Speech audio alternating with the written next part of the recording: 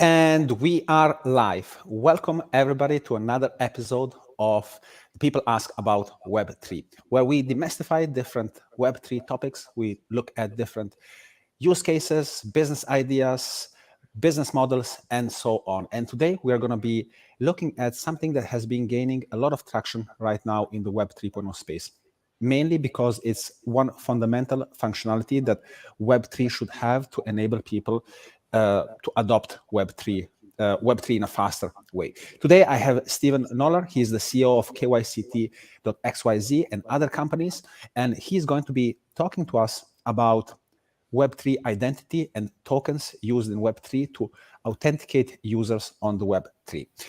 I leave the floor to you, Stephan, if you would just like to introduce yourself and tell us just maybe the introduction about what is identity tokens in Web3, and we'll take our conversation from there.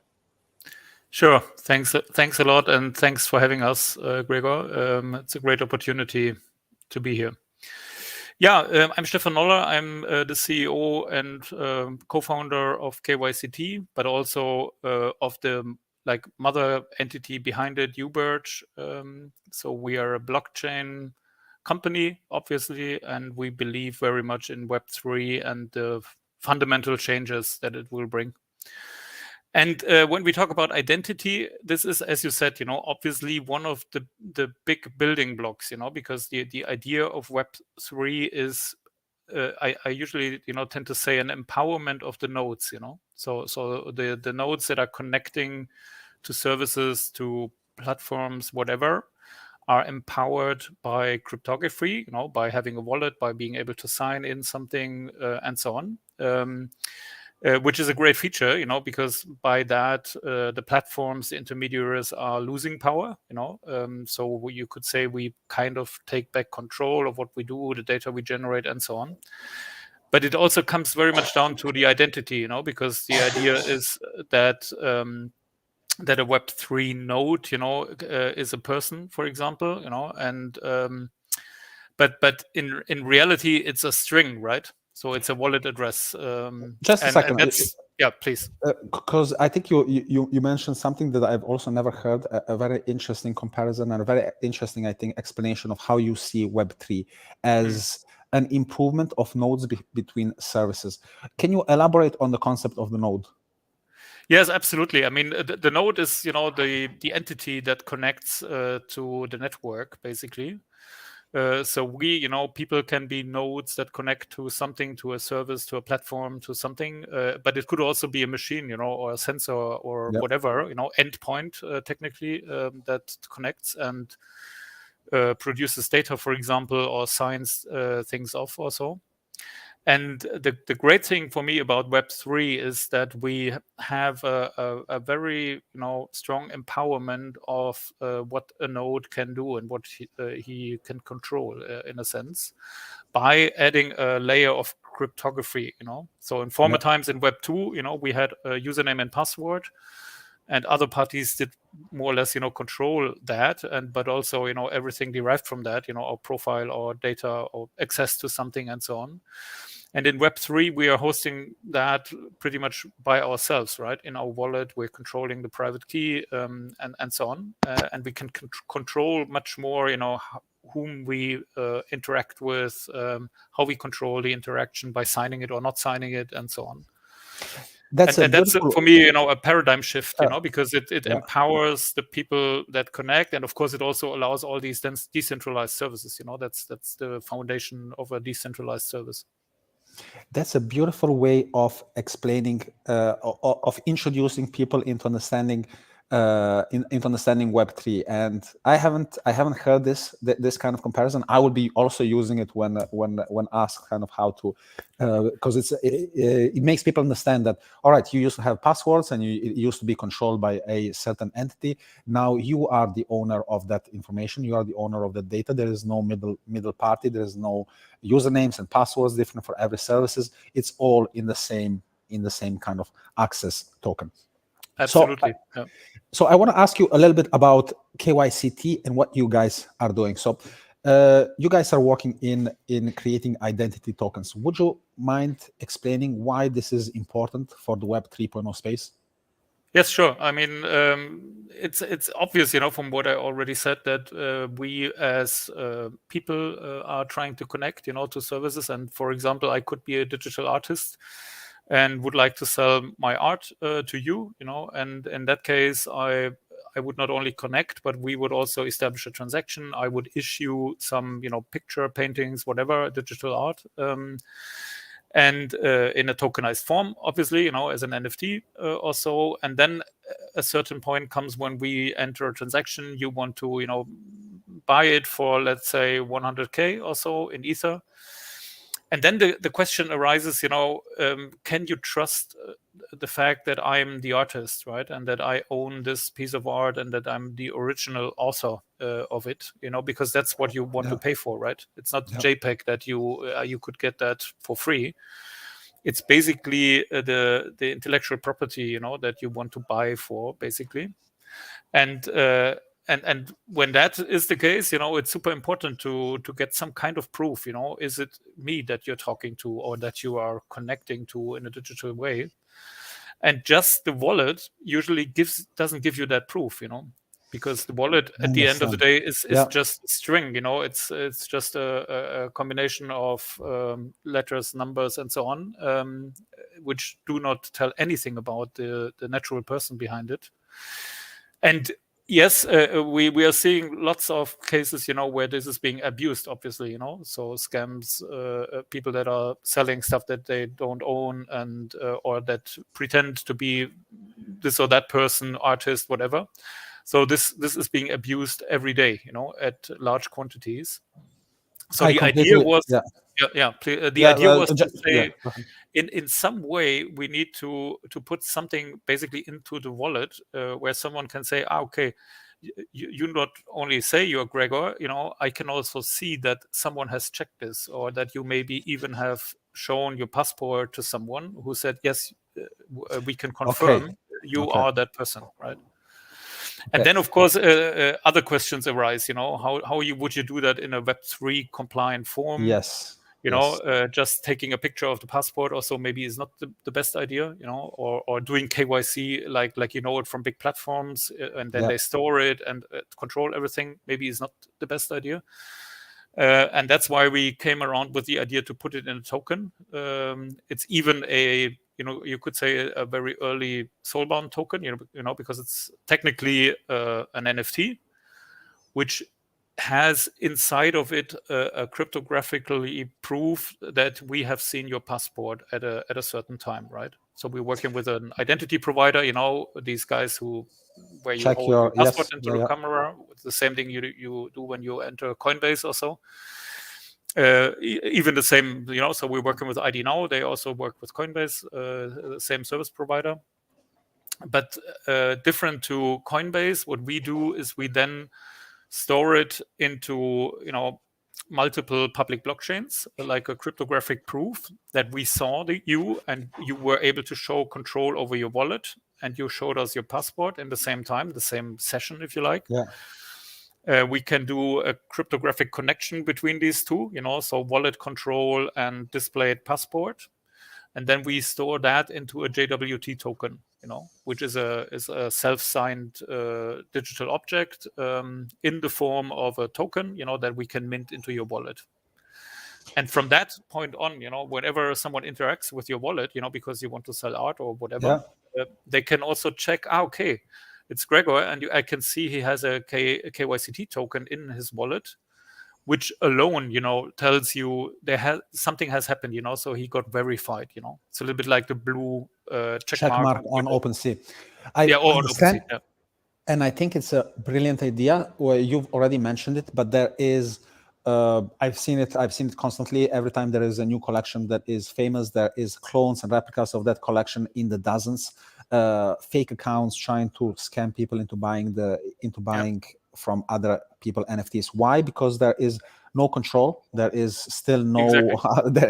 It's still in the beginning, in its infancy. So it makes sense that since it's been so democratized, there is so many scams, and it makes perfect sense to create a solution that if I were to summarize it in my words, it would be NFT that has been authenticated by a third party, where the user has shown their identity and matched their identity with the digital wallet. This information has produced a signature. The signature has been taken, coded into an NFT, and that NFT has been dropped into the person's wallet. Now, Exactly. with that NFT, you can show other people that you are really that person, that you are really that collection, that you are really the owner of all of the NFTs, because that NFT is connected, I guess, to your wallet. So if you go through that NFT to your wallet, you would see all of the different NFTs that person has. Yeah. It's a brilliant idea. I really like it. I don't know why it hasn't been implemented already, and why it hasn't like started with NFT, like in the beginning of NFTs. Did you guys come up with this idea from a business needs? Did something happen? Was it? Oh yes, yeah, kind of. I mean, maybe I have to tell shortly, where we are coming from at all. So what I call the mother entity, which ramped up this service is UBIRCH, my company, and we are in a second layer digital proof company since 4 or 5 years already. And we have done, we have secured more than 1 billion data points so far with our platform. And the general idea is you have something, it can be a reading from a water sensor or whatever, and you want to make it very secure and verifiable for others. So you can use our platform to store it there and make it available for later proof, basically. And that is what we're doing, and we're linking it into Ethereum and IOTA and different public blockchains, so that it is very secure, even independent from us.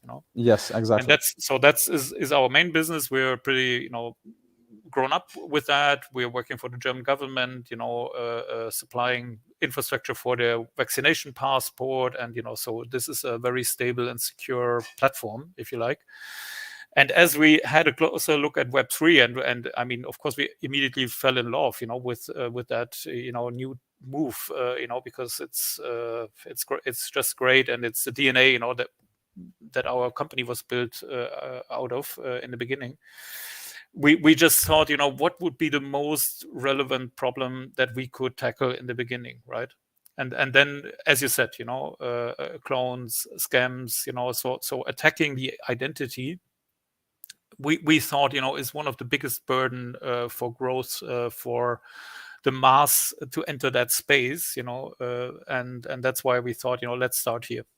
And we have done identity services before, that's also, the partnership with IDNO was established. So it was a kind of an obvious move, to start with that. I think that makes a lot of sense. Having a established business that is already adding value in what it is doing, that already has a consolidated customer base, taking that know-how and readapting it to Web3 is a leg up, or I think it's a competitive advantage. It's a great competitive advantage for you guys that you already understand the industry, and that what you're trying to build is based already on a proven technology that is working, and that you guys know how to use. And by the way, Gregor, if I may, I see, in the future of Web3 also another intersection which is super exciting. If you think about micro energy trading, for example, or carbon certificates and so on, we will see lots of cases in the future where physical assets are being mapped into the Web3 space, if you like. So maybe you will have your energy bill in Web3 in a few years. Or maybe you will even be able to sign. Wait, please explain me this a little bit better. How would that work? How would I receive my energy bill, and how would it be on the blockchain? Well, so I mean, we're doing that with a big energy producer already, So and it's basically, so say you are producing solar power on your roof, and we have a little machine client that sits in the collector, so in the control unit of your solar roof, and creates a token whenever a kilowatt hour, for example, is being created. Okay. And maybe it's also linked to your wallet and to your KYCT token, so you can prove cryptographically, that this is a kilowatt hour that you have produced, And for energy providers, it makes perfect sense that you would even be able to sell that to your neighbor, right? Who comes along with his Tesla and wants to charge it, and you're on vacation, so why shouldn't they use your power? And for that, you need a kind of Web3 layer, because you need some peer-to-peer trust transaction thing where you can say, okay, you can have that kilowatt hour. I can even charge you based on a token, or on fiat, doesn't matter. But we have a tiny mechanism, which enables a peer-to-peer trading protocol, if you like. Yeah. Conversation like this inspire me that the future is going to be bright, and yeah, it's really.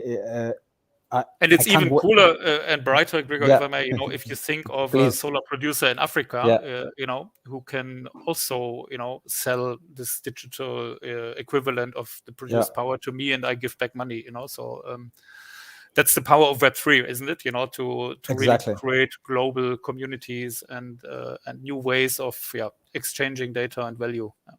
Exactly, new ways of decentralizing, and new ways of managing data and creating value. That is, I think, it's super exciting. I want to ask you. You've told us about what you guys are doing at kyct, that you guys are creating this identity token that allows users to verify their identities. Now, what is the biggest use case? Who is the biggest user? Who needs this right now and can't sleep without this right now? Well, there's a couple of parties, So an obvious take is digital art, and we're already partnering with some NFT digital art platforms in Germany, and are in discussions with more, But we just launched the service. So that case is pretty obvious, So digital artists that want to prove that they actually own or are the authors of that piece of art before it gets on the marketplace and gets sold. That's an obvious thing, and where lots of fraud is happening and so on. But there are also other cases, So metaverse is an obvious one too, right? So there's also virtual goods or some, kinds of exchanges where you might want to prove that a real person is behind that avatar before you buy something from him or her. And so that's another one. But we see also, maybe a little bit more distant cases like healthcare, for example. So think of proving towards your health insurance that you did exercise. That could also come as a token. And we know that health insurances are discussing that already. So these are, and the energy example I mentioned. So I see cases that are maybe not so much into discussion at the moment, but that might drive it even more in the long term. Yes, because the value that they would add in those industries is just amazing compared to what is being done right now. You mentioned the medical industry, which means that really saying who you are, it's very important. How do you see for the future of the identity of the citizen? Do you see that are there? Do you know about use cases or examples, or are you guys working on verifying that I am who I say that I am, but at a government level, meaning that the government recognizes the NFT that you are this person, and that I can use that as my ID or as my passport for traveling or for whatever purpose. Absolutely, yeah, and we're working. So one example is citizens of the Ukraine do have a pretty modern citizen app in their pockets, and one of the things they can do. Ukraine was one of the first countries to get that on, is to provide a digital identity in the form of a verifiable QR code. And we made our infrastructure capable of that, so we can verify 14 million digital IDs already, with our infrastructure. And I definitely, believe that this is going to be a big path, because in the EU, for example, there's a big movement, from the government to push the smart ID. Yeah, exactly. Absolutely. We're also in talk with these parties. And I see it, on all levels, so governmental level, maybe lighter governmental level, and corporate levels, so you will have this need of a digital ID is often the starting point, of a digital transaction.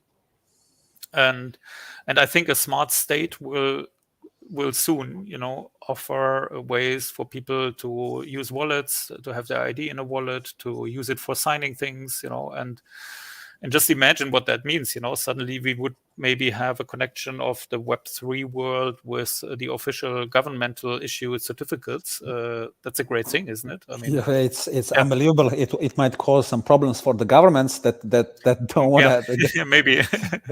That might not want to disclose all of the things, but I think that is it's definitely the future.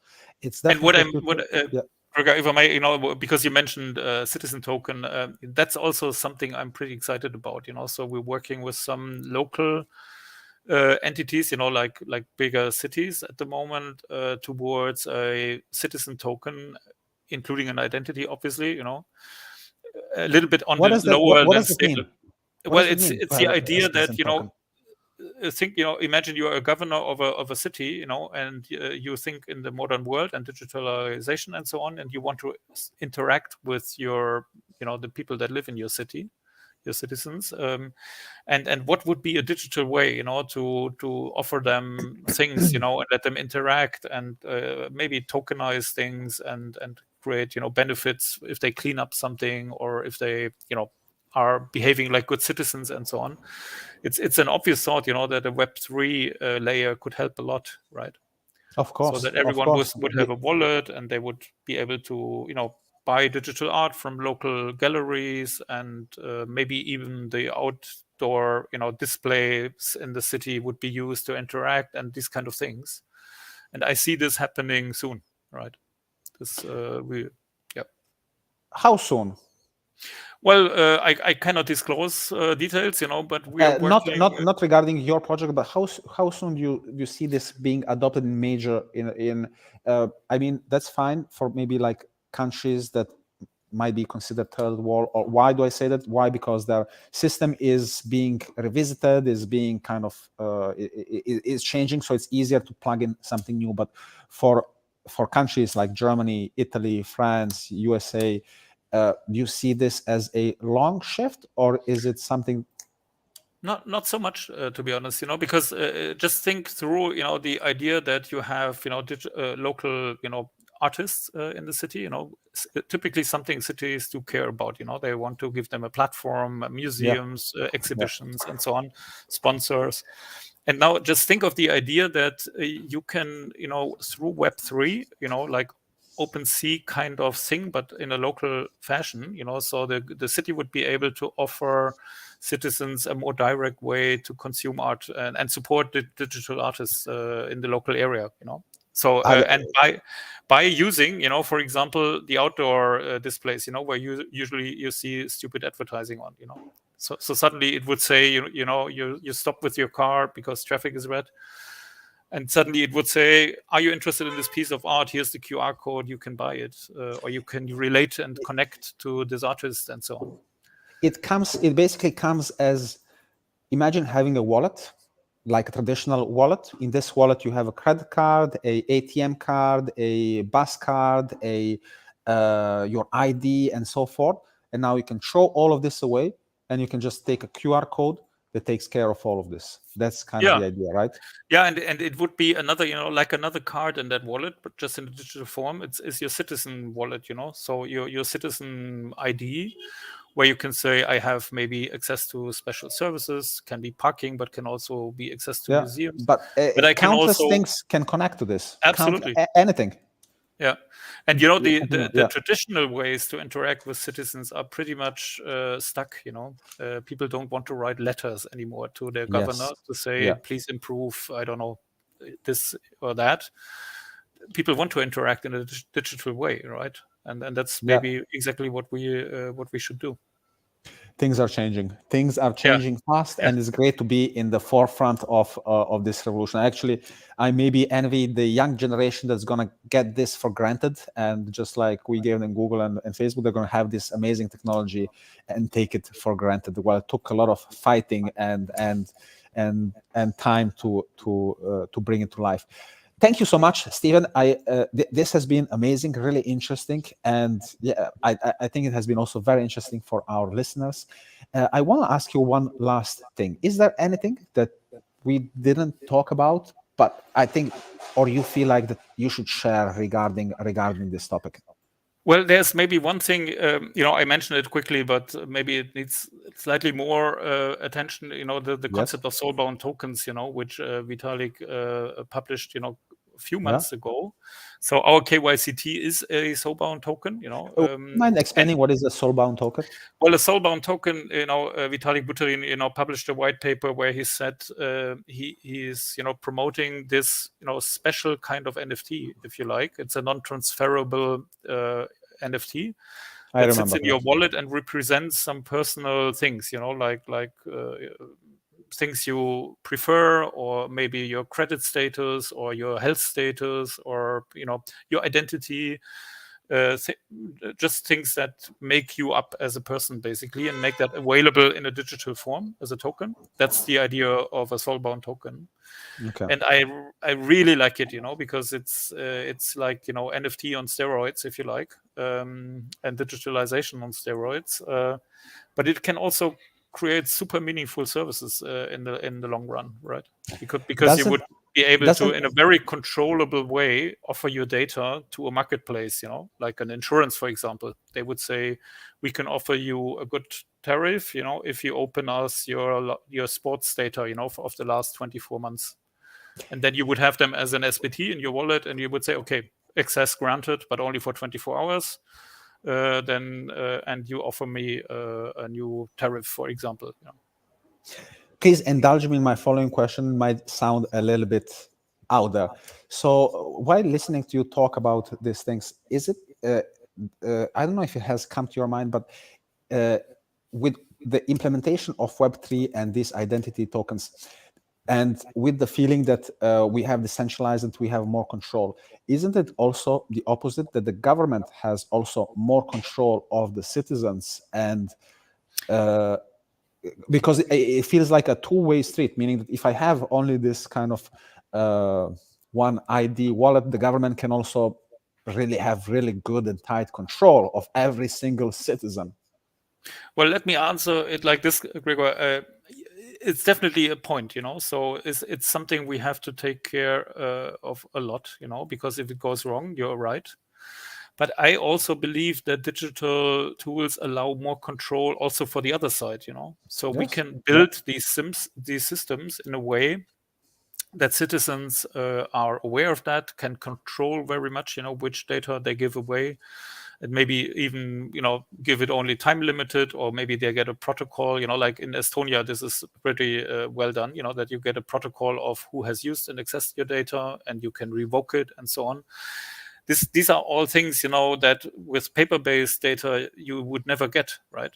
And imagine, the yellow vaccination document we all tended to have in the past. It seems like a pretty secure thing, because it's not digital, but it reveals your whole vaccination history, sometimes for the last 20 years, right? That's a privacy nightmare, right? And with a digital vaccination passport, you can say, I only want to show you my yellow fever vaccination, and only the last one, because that's all you need. You're an airline, maybe, or a government that needs to check that, and I revoke it 2 hours later, because you don't need it in the long term.